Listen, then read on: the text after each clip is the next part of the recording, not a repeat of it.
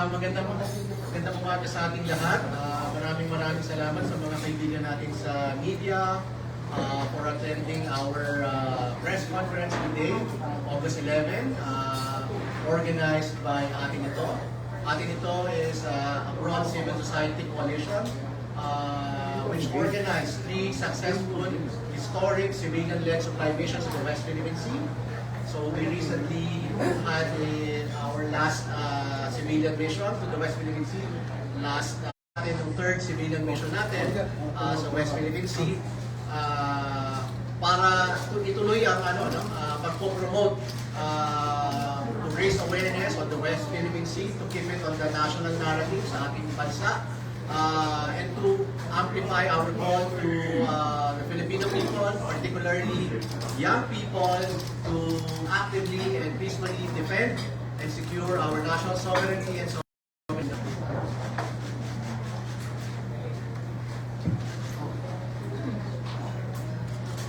Magandang umaga po sa ating lahat. Ngayong buwan ng wika, ipinagdiriwang natin hindi lamang ang yaman ng ating wika at kultura, kundi ang lakas ng ating boses bilang sambayanang Pilipino. Sa ating ito, naniniwala kami na ang laban para sa ating karapatan at kalayaan ay hindi lang sa dagat hinaharap. Ito ay isinasabuhay din sa sining, sa salita at sa musika.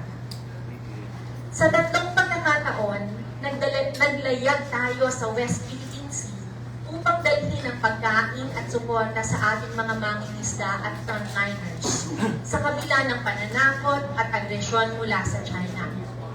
Ngunit ngayong araw, sisimulan natin ang panibagong paglalayag.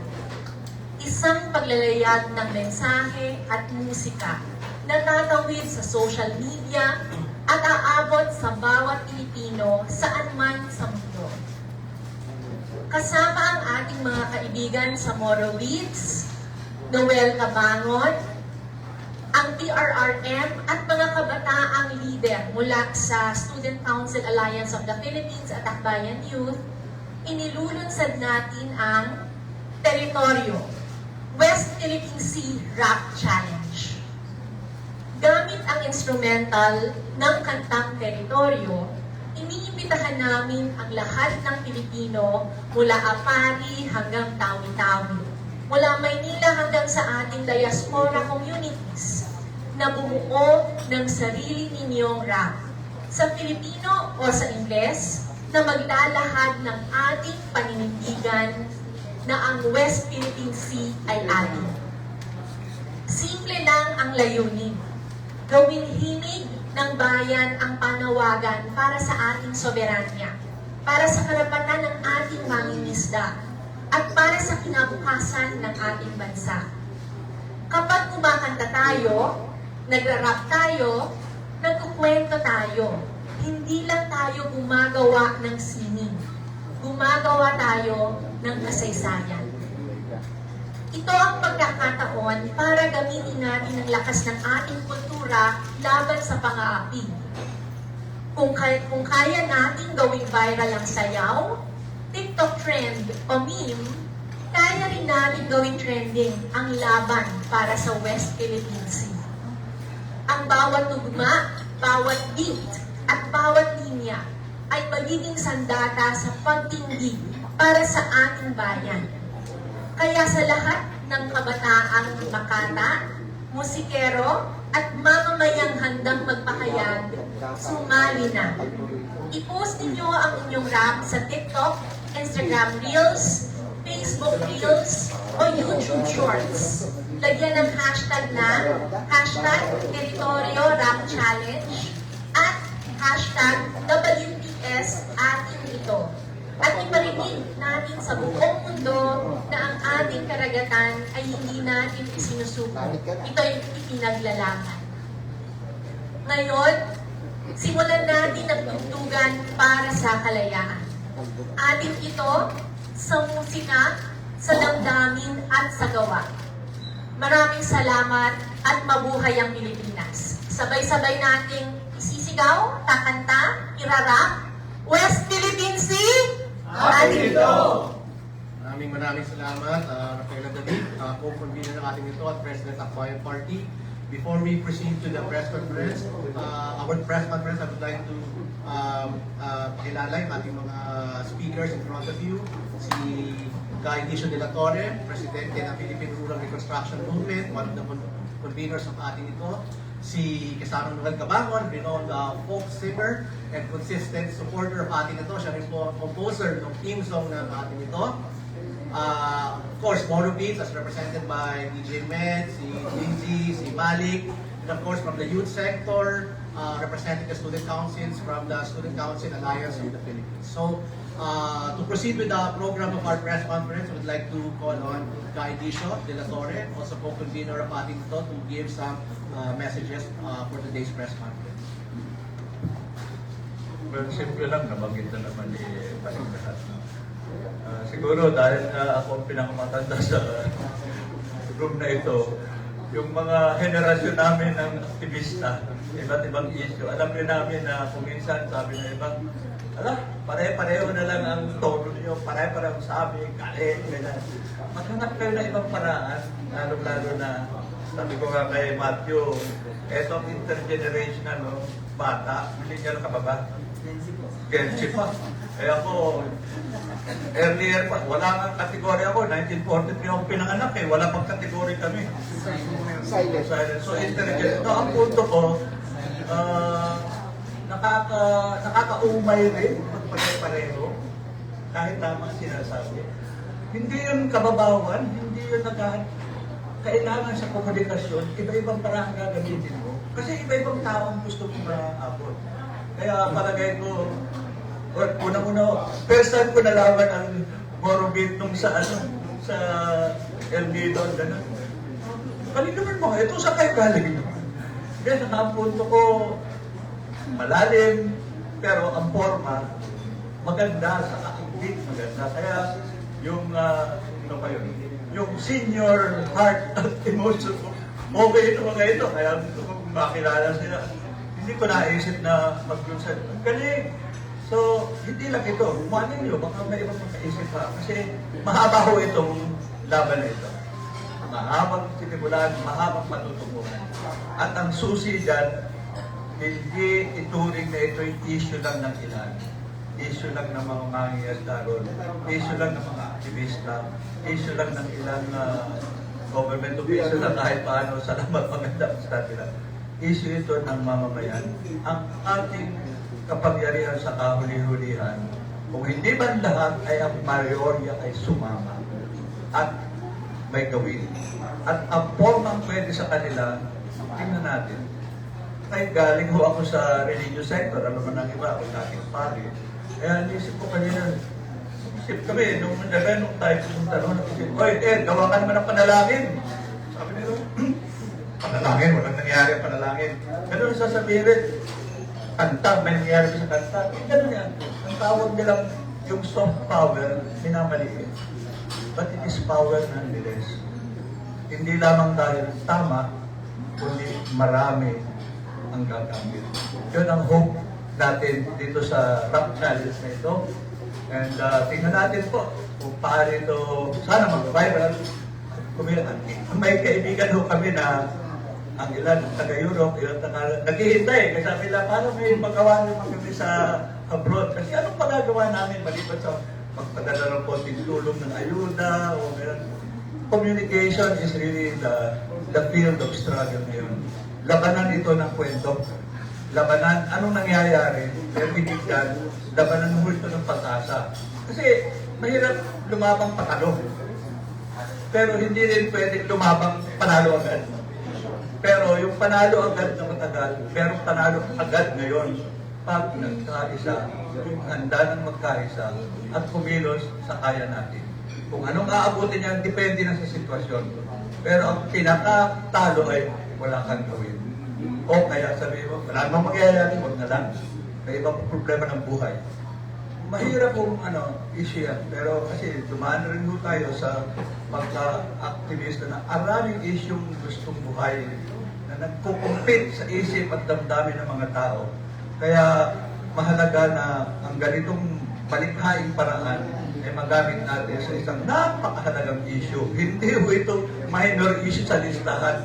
Top of the list ang issue ng sovereignty natin, karapatan natin. Hingit sa lahat, yung yaman ng ating West Philippine Sea na para magamit ng ating bansa, lalo-lalo na lang karaniwang mamamayan.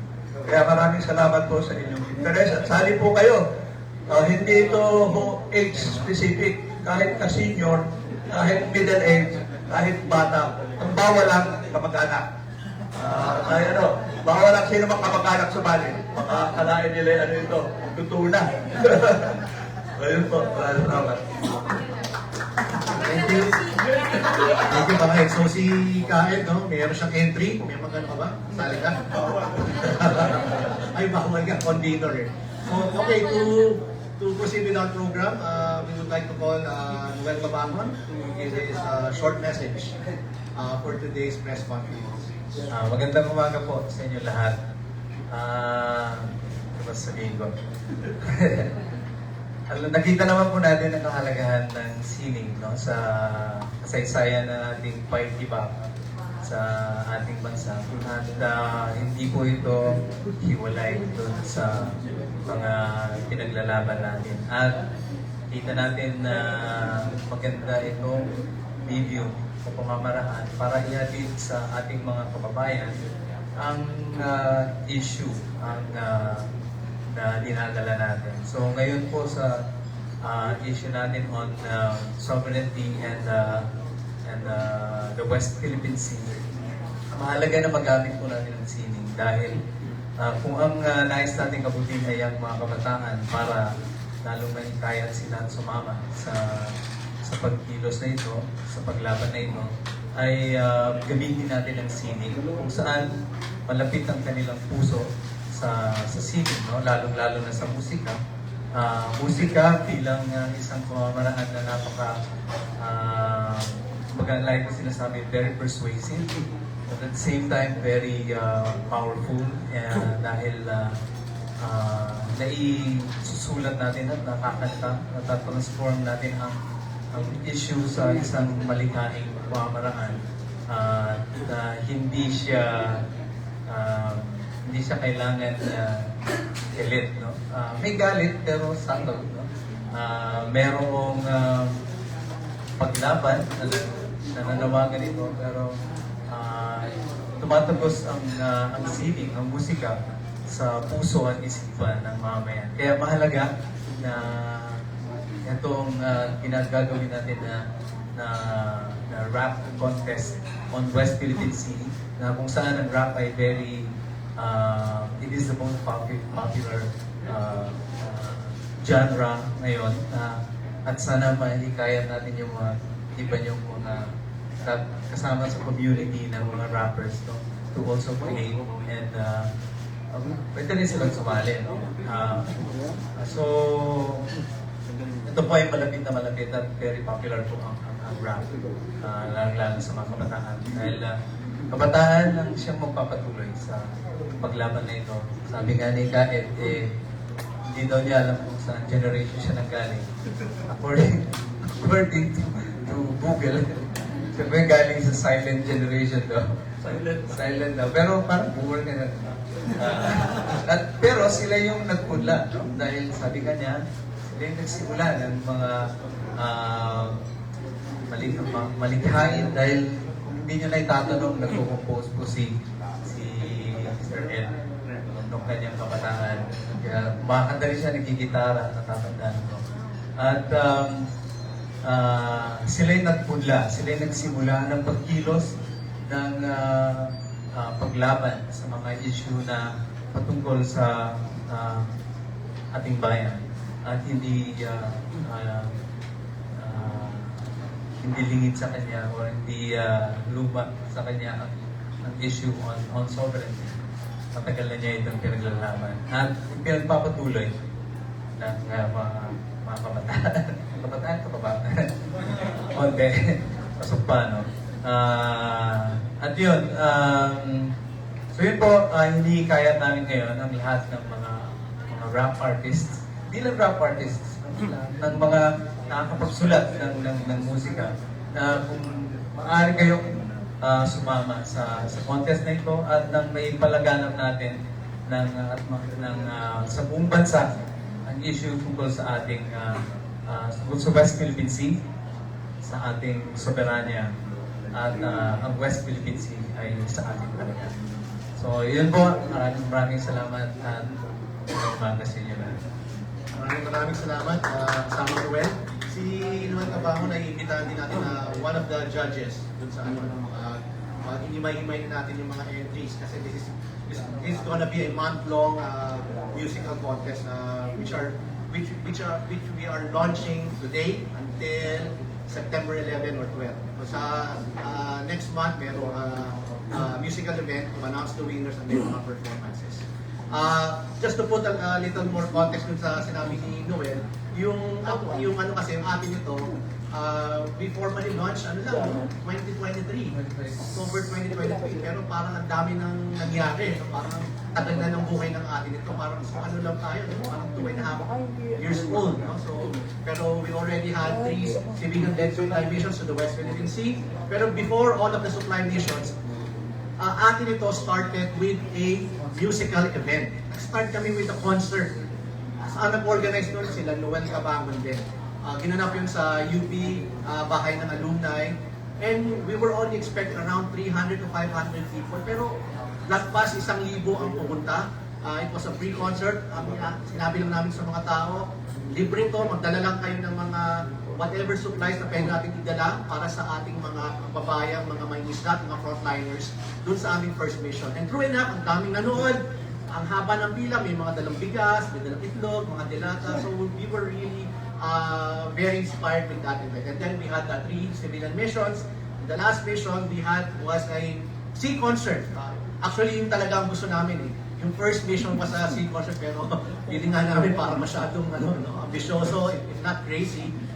Pero true enough, we were able to pull it off.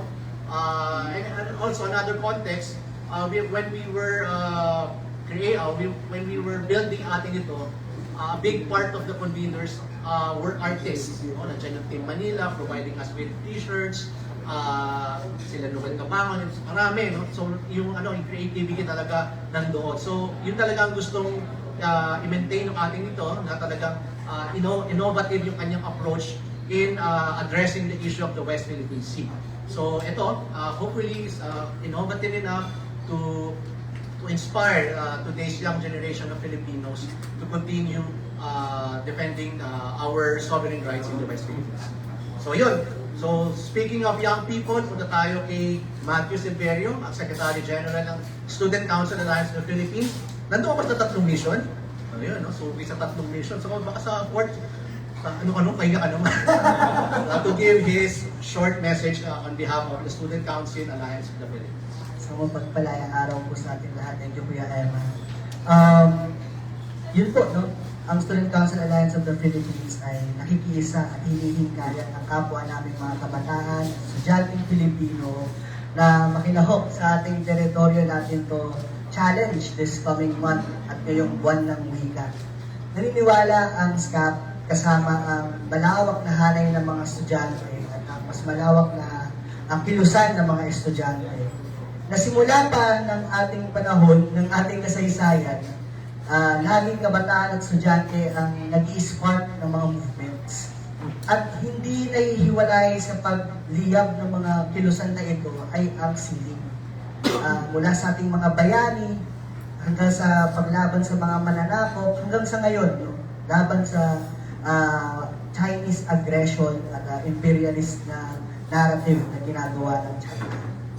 Ang SCAP ay naninindigan na itong laban natin para sa pakiktibakan ng ating mga mangingisda, frontliners sa West Philippine Sea, at naming mga kabataan sa bilang future generation, sabi nga nila, bilang pag-asa ng bayan, ay kailangan natin tahakin ito ng iba't ibang pamamaraan.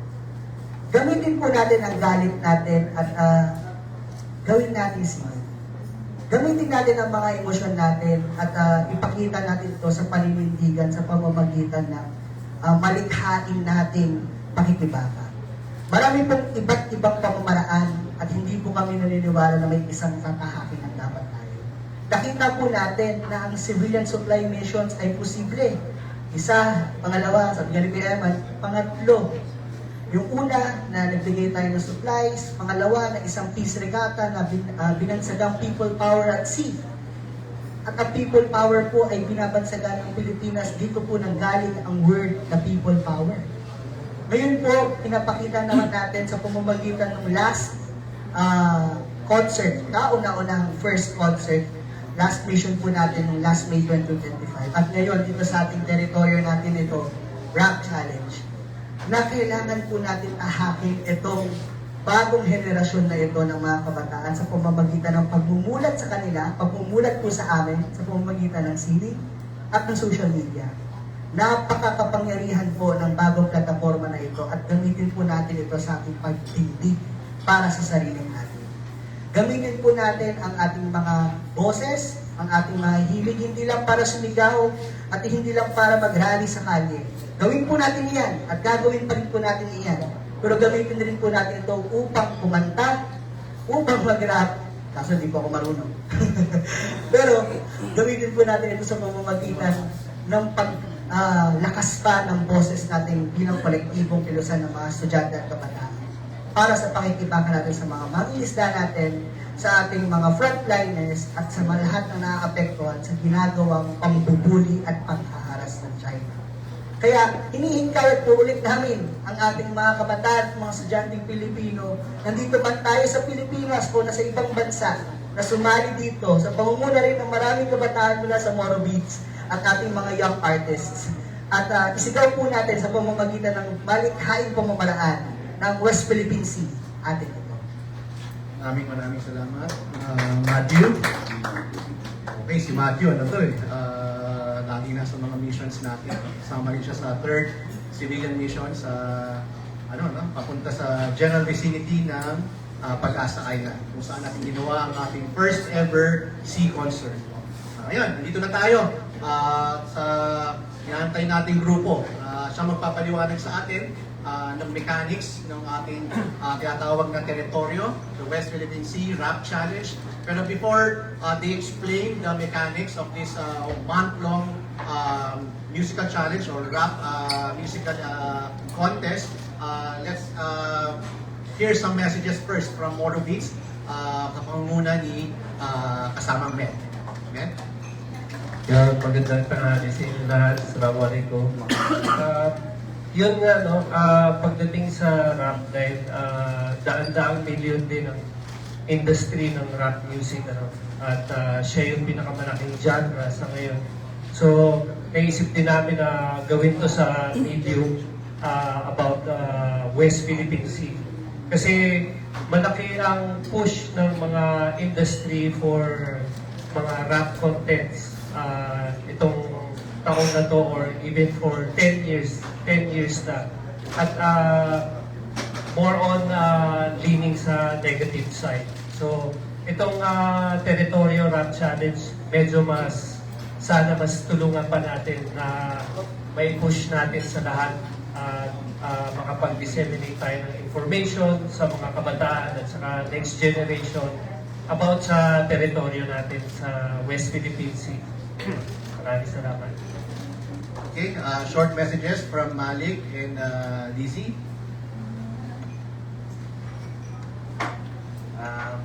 Para sa akin po itong teritoryo atin ito challenge po. Para po sa mga nasa ibang bansa na gustong maglabas ng positive output at saka more it's about positive positive output talaga para sa lahat.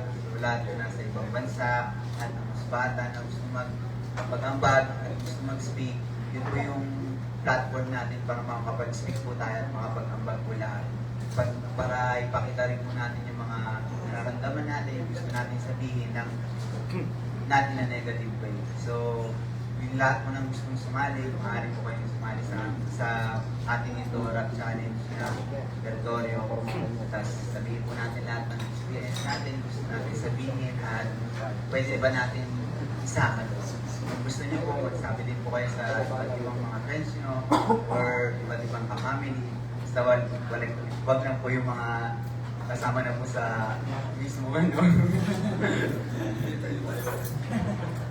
Ayun, magandang tanghali po. Mensahe ko lang para sa mga rappers at sa mga MCs. Yan. Pakita natin yung talento natin na may kakayahan tayo na magsalita. Alam mo yun, kasi may ibang tao na ang tingin sa ating mga rapper, parang rapper lang yan. Alam mo yun, manunulat lang yan, madali lang gawin yan. Diba? Pakita natin na kaya natin gawin yun sa makabuluhan na bagay.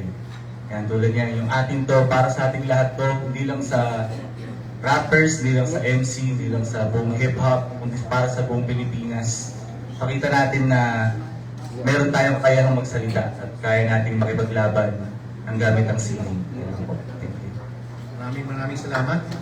Ned, can you explain a little bit about the mechanics of the contest? Kung sino pwede sumali, ano meron ba itong age limit, so on and so forth. Ayun, basically, sobrang simple lang naman, no? It's a 1-minute video. Pwede kayong kumanta, pwede kayong mag-rap. So, wala siyang age limit. At yun lang, yung hashtag lang ng teritoryo at saka atin ito. Tapos West Philippine Sea. So, lahat ng may hashtag na yun, considered na kasali. Tapos, criteria naman natin is syempre originality, performance. Sa views naman, hindi siya masyadong factor masyado. Siguro parang mga nasa 10% lang siya. Para hindi rin tayo parang views driven, di ba? Parang most viewed, pero hindi naman ganun ka. Pero the rest naman, parang super basic lang naman. Upload sa TikTok, Facebook, Instagram, YouTube Shorts. So kahit anong platform pwede nilang i-upload at basta't may hashtag, ayan, makukonsider namin siya na kasali. Meron naman din tayong cash prize din, syempre para hindi rin masayang yung oras ng mga tao. But mostly, ang importante talaga is yung information na pwede natin talagang ilabas, di ba? Mga saloobin, di ba? Tulad ng nasa social media, mahilig tayo mag-debate, lahat tayo parang political experts and sa geopolitical. So, dito rin, pwede rin. Kung, for example, nasa opposition kayo ng West Philippine Sea, idaan nyo sa bars, di ba? Dito tayo tawag dito, galing, di ba? Dito tayo mag-agree, pwede tayo mag-disagree. So, siyempre, democratic naman tayo. Kaya, ayun, sobrang simple lang. So, this contest is open to all Filipinos based in the Philippines and abroad. You know? So, wala naman siyang age limit. Siyempre, hindi naman po pwede yung masyadong bata, no? Yung mga toddler, no? So, mga siguro no? Actually, pwede. May mga sumasali na 3 years old, 4 years old. Wow! Yun lang pala. Again, bawal yung mga foul words. Yes. Yeah. Okay. Tapos, i-post nyo sa mga social media platforms. Yun nga, TikTok, Facebook, Instagram, YouTube, even X, Twitter. Pero pinakamahalaga, ilagay lagi yung hashtags, Territorio, Rap Challenge, hashtag WPS, atin ito. Mahalaga yung hashtags kasi dito yung monitor ng atin ito at ng Moro Beats yung mga entries. So it's a 1-minute entry. Lalapatan ng mga lyrics or tinatawag na rap or bars, yung 1-minute instrumental na song ng Moro Beats.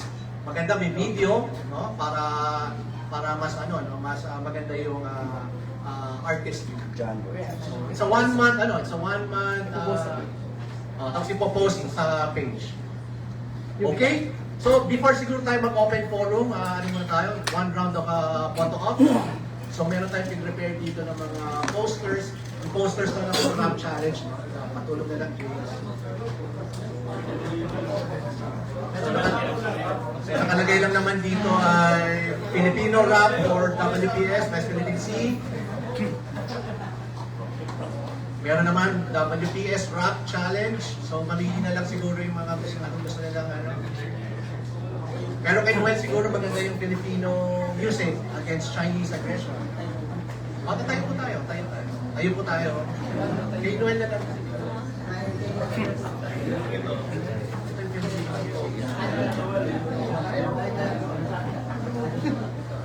Nalagay yung photo op para optics ng ating mensahe. Okay, tapos yung hand sign natin ng West Philippine Sea. Okay. The hand sign. Okay. Boss, konti lang ako, boss. Okay. Konti, cellphone, no? Kaliwa lang ng konti. Sorry. Opo lang konti.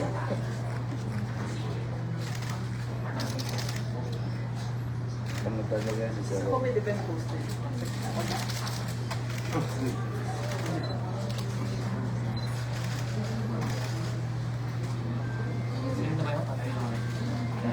Go, konti oh.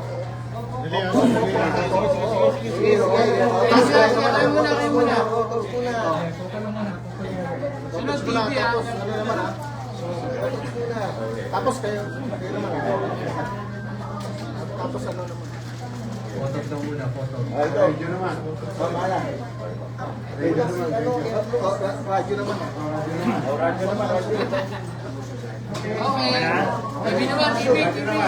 Okay, TV daw. Okay. O, TV naman. Yung may TV naman. Okay, TV. O, yung may TV naman. Ang galing ni Ate Ana talaga. Yeah.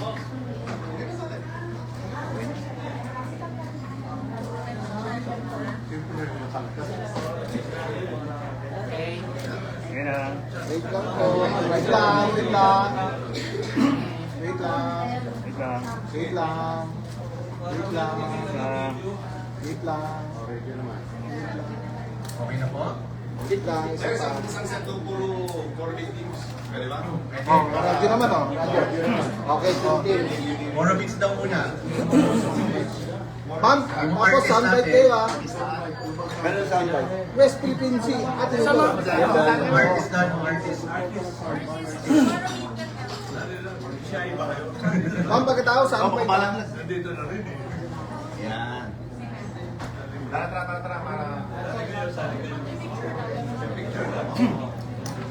More beats.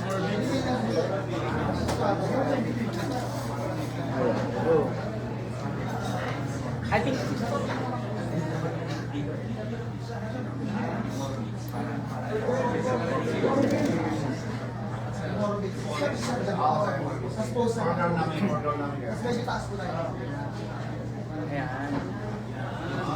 Oh, sige, photos naman. Photos muna ah, tapos kami naman.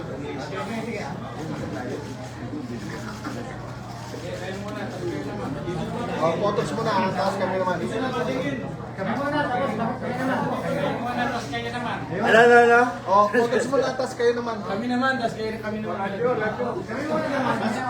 Saan kayo nakatingin? Oh, kayo muna, tapos kayo naman tayo. Sige. Kayo muna sumilip ha. Hand sign daw yung WPS.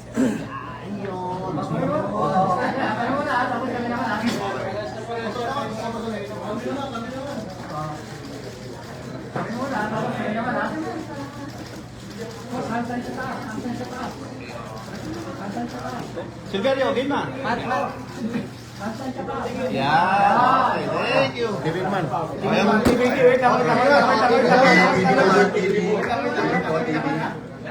Wait lang. One more round po. Wait lang po.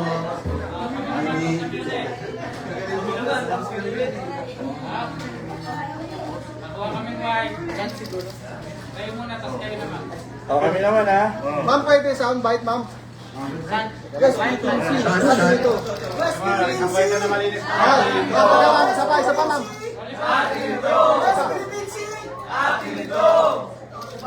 Isa pa, malakas. West Philippine Sea. West Philippine Sea. Okay, thank you. I love you. Rap naman.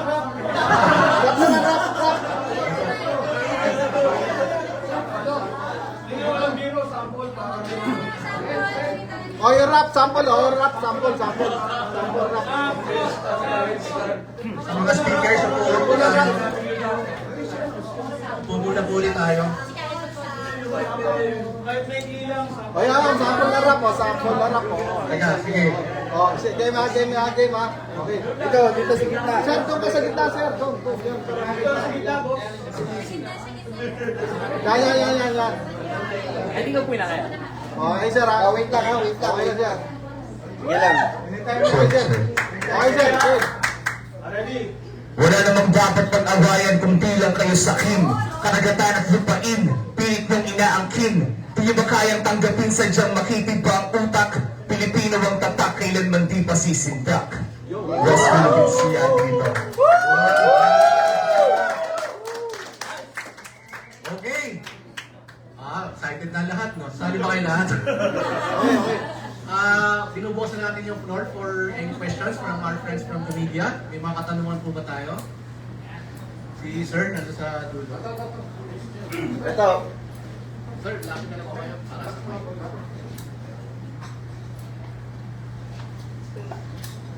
Hello. Magandang umaga po. Si Edmund sa Maniega Pangilinan po ng Pwersa Balita correspondent po. May na-monitor lang po ako kanina, no? Na kulang ako ng reaction kung sinong pwede sumagot. Kasi may ano raw dun sa mapa, ha? Yung mapa ng Philippines. Kunyari, yung Quezon City, napunta raw sa Mindanao. Tapos yung Manila napunta po sa Visayas. Actually, nakakita ko sa Abante to Abante Radio. May nag-broadcast po noon. Gusto ko lang kung klaro kung ano po reaction nyo rito. Yung mapa ng West Philippine Sea. This morning lang po, na-monitor ko nung nagbibisa ko. Kamali lang. Kamali lang yung Aware ba ang container stone? Hindi lang yung doon daw, tapos nagbagi. Sige, kung hindi naman aware, o mamaya lang siguro, no? So ano na lang, sidebar na lang yung mga ano. Ma'am? Sir, dito. Si ma'am?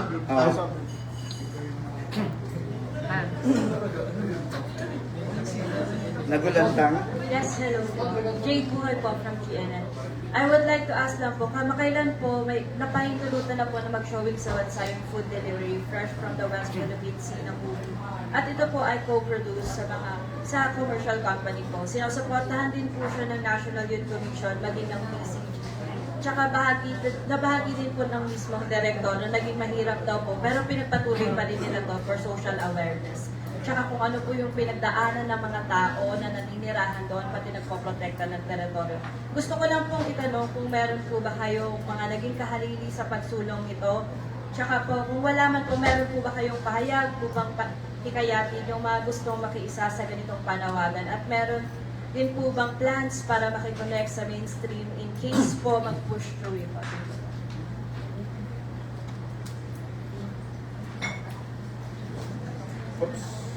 Actually, it's an independent initiative, yung food delivery. At nung ginagawa ko yan, inimita selectively iba yung hindi pa final cut. And we gave feedback. Tapos nung sa final, bago pumunta sa New Zealand Film Festival, nakita namin yung fire. Talagang ang ganda. Kasi, pagkapat, nag-alay tayo. Iba yung may shots mula sa drone. Makita ko naman. Tapos, may underwater pa. Kasang feedback nung ilan. Pag napanood mo, na nalulungkot kang, nagagalit, hindi mo naman gagawin. Which is the whole point of art. Hindi naman yan intellectual lang. Yung emotion at visual. So, I think it was very well done. Kaya anyway, na mas marami may involved sa level na gusto nila at malikhain. Malaking bagay po. So, actually nga, inimita ako ni Paeng kanina. Ikaw na ang paliwanag kung paano tayo tutulong doon. Very happy po kami sa atin dito na finally napapalabas na yung food delivery dito sa Pilipinas. Kasi alam naman natin nung simula, ay pinull out siya ng isang theater, no? But now, at least smart living bodies, maski sa US, Filipinos in different parts of the world. Kung kaya pa nga natin dalhin yan sa Oscars, why not? Kasi maganda talaga yung documentary and it required watching siya sa lahat ng Pilipino, saan man sulok ng mundo. Okay, sir, may katanungan?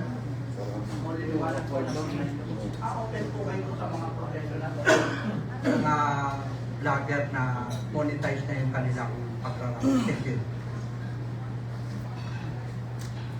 Dun sa rap challenge, actually open siya sa lahat. It could be an executive, it could be a fisherman, basta may cellphone ka, yun, open siya. So, very open. Ano yung mga matatakap yung mga mananalo? Sa mananalo, yung pinaka-champion natin is naglaan tayo ng 100,000. Tapos yung second place is 50,000. Third place is 25. Tapos yung may bonus tayo para sa most viewed, para hindi tayo madala sa, di ba, marami akong hakot. So may parang 10,000 yata for the most viewed. Isa na po. Kasi hindi na po kami kumain. Binigyan natin tignan 10,000 lang. Hindi, yun. Siguro yung pinaka-most viewed, siya yung pauunahin natin sa pag-asa. Free trip. May support na other organization. Actually, ano lang, kami-kami lang din. Okay.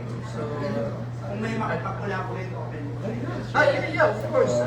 Any siguro na gustong mag-support, to send their support, or kahit share man lang, pinaka-importante talaga yung share.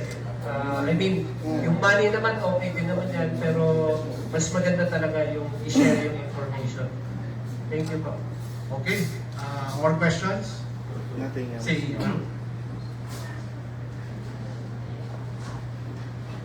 Lillian po from Philippine Daily Inquirer. Question ko po to the conveners regarding po sa importance of this initiative, which is raising awareness nga po. Medyo frame ko lang po a little differently because as we are trying to raise awareness about the narratives of the Philippine fisher folk, meron ding narratives yung China that they're trying to push. So parang, can I get like statements about how important it is that we combat those narratives being set by China through initiatives like this? Ken. Yeah. Gusto mo ikaw na lang? Muna. Kasi nga, tama ka. Pag pinatampas mo at hindi mo tinapatan, siya pa parang binigay mo. Di ba? Yung silence is consent. You know? Kaya tama ka. Principal mo na ano yung mensahe natin. Pero dapat rin i-debunk at kontrahin ang maling mensahe. Pero ako mismo, nauunawaan ko yung ginagawa ng China. Kasi totoo, at alam po nyo, ang PRRM, at isa sa aming board member nung mabuhay pa siya, ay ang ating ambassador to China, si Chito Santa Romana. Aktivista rin yun eh. So sabi ko, Chito, paano ba ito? Kasi ambassador siya, sabi niya, siyempre, ang posisyon ng Pilipinas sa China, ito ang posisyon namin. Sabi ng China, ito ang posisyon namin, we agree to disagree. Sabi niya, walang bigayan. Pero sabi niya, wala pa tayong pataan na pwedeng magkatulungan. I-allow man lamang yung ating fisher folk. Kaya sabi niya, pinapayagan ko. Sabi niya, hindi eh. Mali yung sinasabi lang, pinapayagan mag-isda sa bansang Parata. Dati, okay, ayun, Parata. Pero ang next, sabi niya, alam mo, ang China, hindi tayo tinitignan bilang Pilipinas. Tinitiran tayo, kasama lang tayo ng laban nila sa Amerika. At sa Amerika, sa Europa, totoo naman, we must understand, pero at the same time, okay yan, pero kayo ang lumulusog sa amin, kayo ang umiibig sa amin, para mayroong iba, tapos bakit kami ang gagantihan nyo?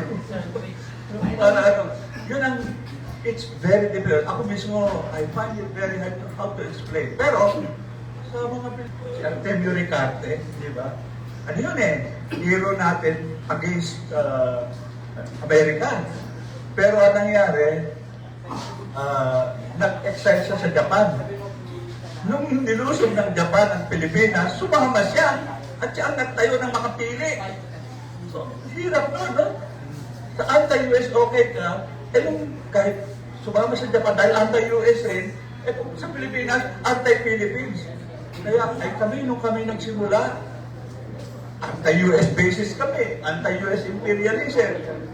Yung sabi namin, dagdag pa rin yan, pero sino kung sumasako sa yung diretsyon, kausapin mo muna at how to do it is difficult. But I think tama yung point na hindi ito simpleng Pilipinas at China. Pag ganun, malino, tama tayo at mali sila. Pero pag isinama nila, ano kayo, iniipit nyo niya kami, US ang hindi naman, pero pag may laban, sinong sasali sa iyo laban sa kalaban mo, okay pa rin, welcome ka muna, no? Kasi kinakantsawa kami ng iba eh. Ano ba kayo? Ay nagtutugma. Kaya simple lang naman eh. Itigil ng China yun, bigla ako nga may Chinese blood ako eh. Gusto mapupunta pa sa China eh.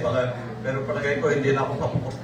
Hindi kami parang nag-i-implement lang ng government policy.